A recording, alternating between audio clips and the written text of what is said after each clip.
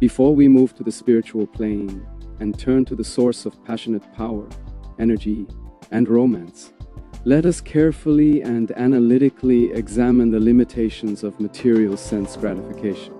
We can touch, taste, smell, hear, and see. Add it to the sixth sense, the mind, and imagine something. The climax is of course reached when all these sensory functions are concentrated and bundled for a moment. That is when they are brought together, as happens during a sexual climax. However, it is also a fact that no living being is granted the ability to sustain that climax. Even those who today propagate that they can sustain this climax through so-called techniques must, unfortunately, be confronted with the fact that their energy must discharge at a certain point, if it's now sooner or later. Two embodied souls come together, caressing, pressing, pushing, and squeezing each other in many ways, until, at best, both or only one of the lovers experience a climax. In other words, they relax or discharge, either together or independently of each other. An old Germanic proverb states that living beings sometimes become sad after the sexual act. This is especially true if one views another's body solely as an object of consumption for one's own pleasure. That is, if the tendency towards exploitation rather than the tendency towards love prevails during an act. Who has not watched animals having sex? For example, dogs look into their eyes during an act, carefully analyze their facial expressions and their daring behavior. Sensitive observers will certainly not have missed out what I want to address here. Animals often seem so desperate and helpless. Somehow one cannot reject the impression that they do not love out of freedom. They much more unite out of a certain compulsion and without the use of their full character. To get to the point, regarding a Ibraher higher consciousness, it requires the cultivation of the authentical giver in both parties, or dare I to say it, servitude mentality, or to say it in more soft words, a truly loving attitude. And this seems to be a privilege reserved solely for the human form of life.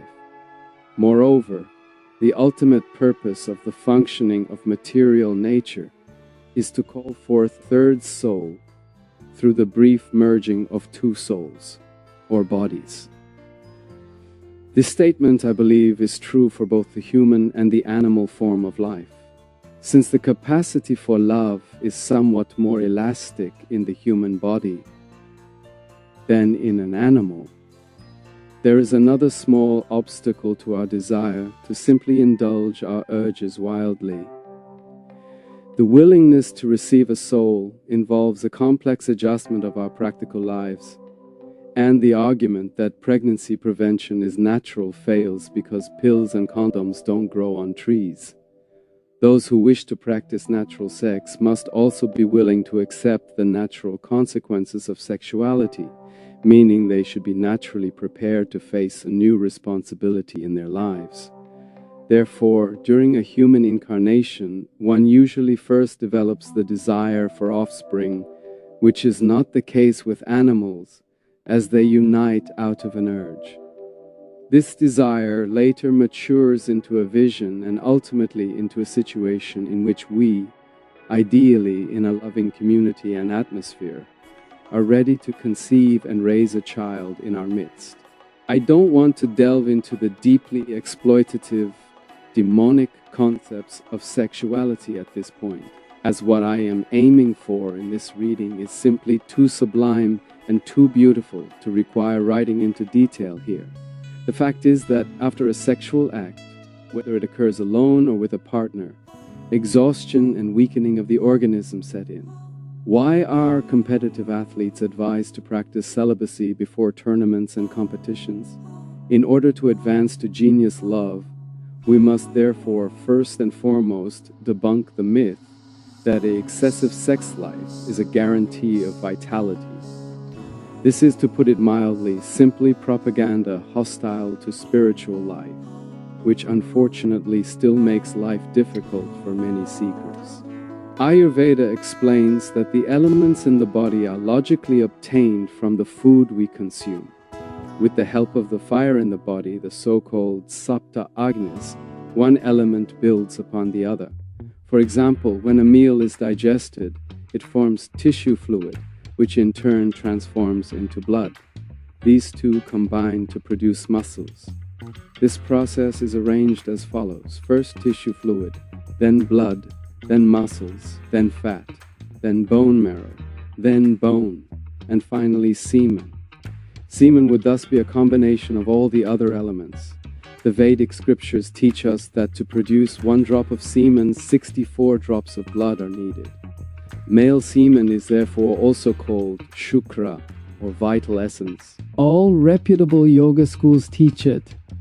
People who are able to transform their gross sexual energy, for example, by living a life of celibacy, or by living this energy exclusively in a righteous, dedicated partnership, meaning in a faithful, sanctified polygamy with mutual responsibilities, appear morally stronger, more determined, and more focused. It is not uncommon for such people to be surrounded by a kind of magnetic, luminous aura. Moreover, they are said to have good memories and have in general a more pure capacity to love, and their love has a higher quality. I am, of course, aware that about 80% of the minds of all my potential listeners immediately start to argue inside of themselves as soon as I make these points just mentioned. Because we all are living in a so-called modern civilization where the trend dictates that we all should act free.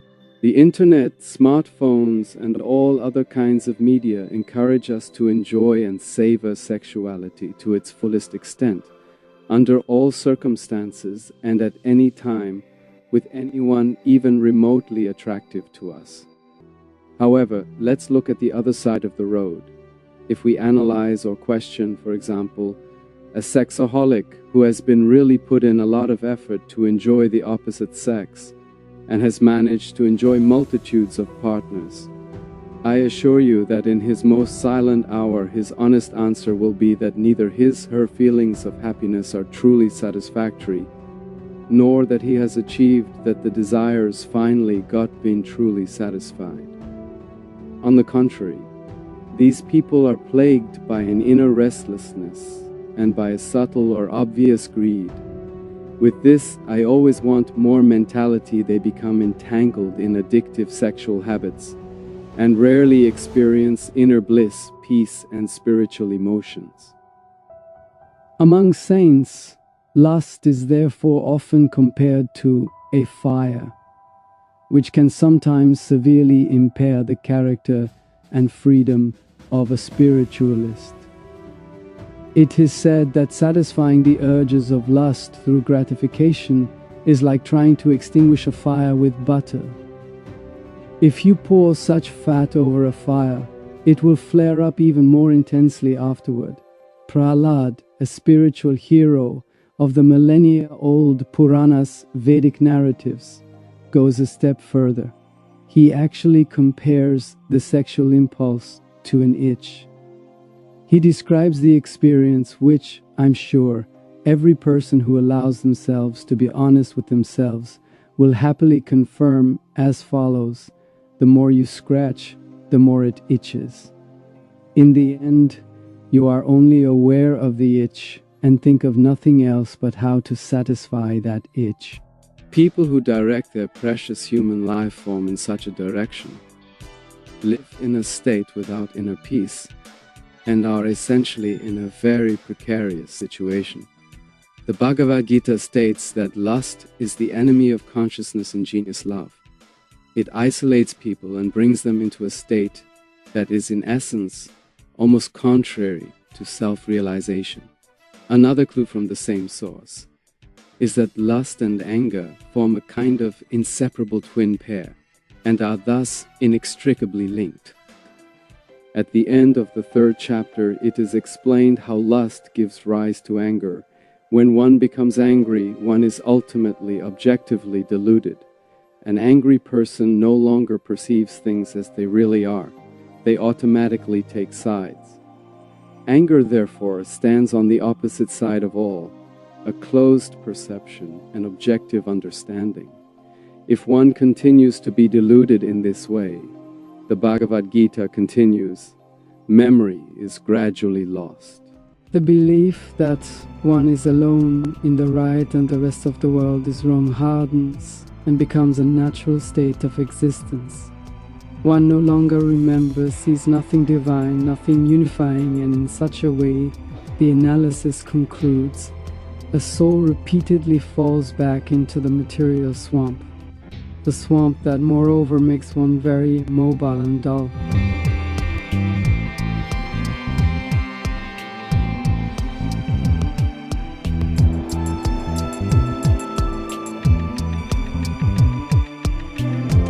At this point, I would like to resume the story of Pururava and then conclude it.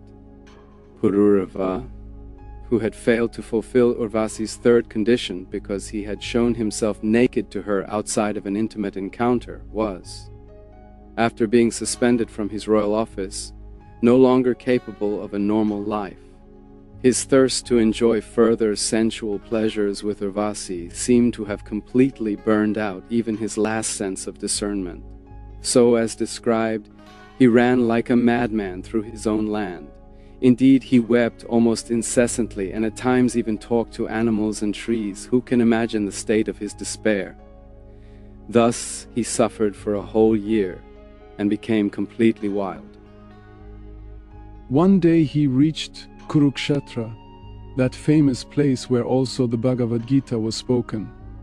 It was here that Urvasi once again took pity on her worshipper and lover, having observed his tribulations from the heavenly planets, and thereby awakened her compassion for Pururava. She tried to apologize to Pururava, who was still whimpering in the throes of love, and said, "My dear hero, I have watched for a long time what has happened to you, and I am truly and sincerely sorry for you. Unfortunately, you must also understand that I am a celestial creature, and that as such, I could not stay with you forever. To satisfy your desires, I will nevertheless stay with you for one day." This was the day on which all of Pururava's sensual desires were fulfilled once again. However, this day too passed, and Pururava was once again confronted with separation. To appease him, Urvasi had to promise to return once every year. Poor Pururava! Even as she was about to leave him, he wailed bitterly, "No, no, I want us to stay together forever." Then Urvasi watched from heaven as Pururava became even crazier about her than he already was. Then she thought, "My God, this guy is truly tireless." And she sought support from Indra, very powerful Devata, or demigod, at Urvasi's behest. He used his mystical powers to create a kind of pseudo, an imitation Urvasi just for Pururava. This pseudo Urvasi looked absolutely identical to her, spoke and moved practically exactly like the original. But when that Urvasi finally enjoyed lovemaking with Pururava, he noticed a small difference during their lovemaking, a slight deviation from the character of the real Urvasi, and thus he realized that he had been deceived. Now he became almost furious. The drama escalated so fatally that through a complicated sacrificial process and great renunciation, Pururava received a subtle body to reach the heavenly planets and finally continue his romance there. However, when he realized how this opportunity was again limited in time, he finally awoke, albeit after several years spent as if in a drunken frenzy. At this point, he recited a very remarkable, philosophically excellent prayer, which I would like to quote here, partly verbatim. Oh, alas, see the great extent of my deception. Urvasi hung her serpent-like arms around my neck and thus bound me from head to toe until I was completely under her enchanting influence. As my heart was overcome by lust, I lost all perception of how my life was slipping away. This woman managed to blind me to such an extent that I didn't even notice the rising and setting of the sun. Oh, alas, for so many years I have wasted my life. I, a so-called mighty one, a crown jewel among rulers, became a plaything in the hands of a woman. Although I possessed considerable wealth, she simply abandoned me, as if I were no more significant than a blade of grass.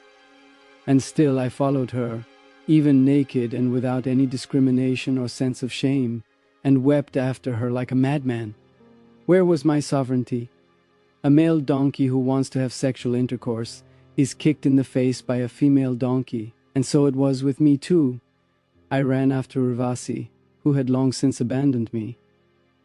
Even after faithfully serving the so-called nectar of Urvasi's lips for many years, the desire for pleasure in my heart did not diminish, but rather doubled.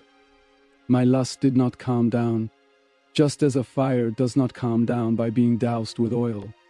No matter what precautions are taken, as long as it is doused with oil, it only continues to burn. Who, if not the personality of Godhead, who is far removed from our material sensibility, and who is the master of stories that satisfy the spiritual self, can now possibly save my consciousness, stolen by a prostitute of the refined kind? My intelligence, which I gradually abandoned, now appears totally dulled because I failed to protect my senses. Even when Urvasi occasionally urged me to regain my senses and even gave me wise instructions in exquisite language, she did not achieve any relief from my despair. My mind and senses did not calm down. Can I therefore rebuke her and judge her for my condition?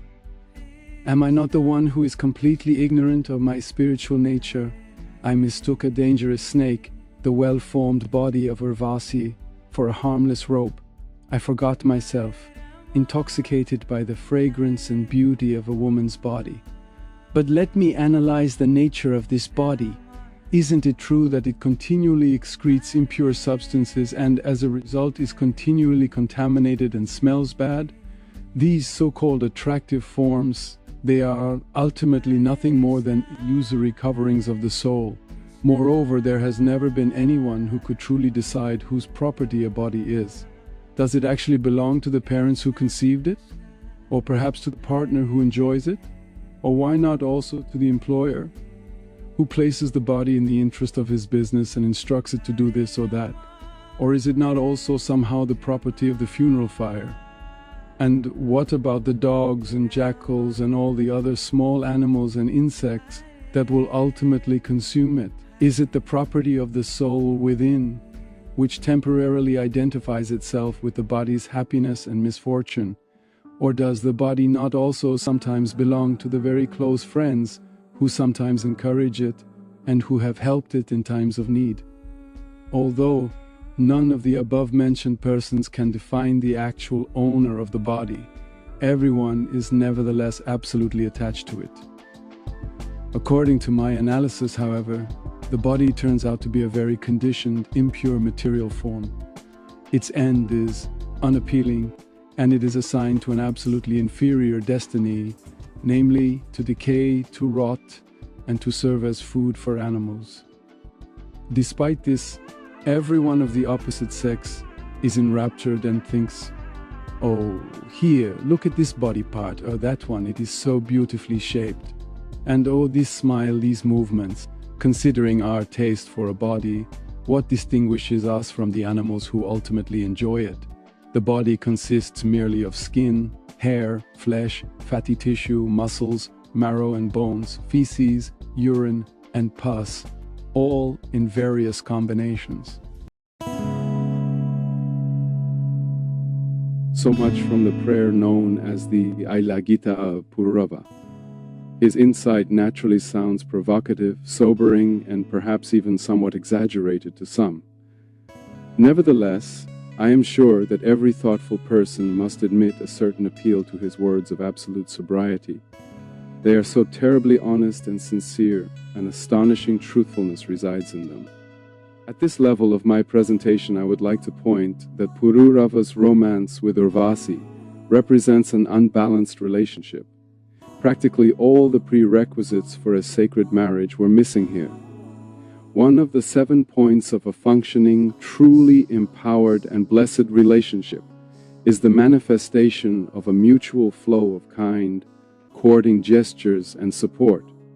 However, the story of Urvasi and Pururava tells of the extent of an imbalance that is naturally unhealthy for a long-term and sanctified relationships.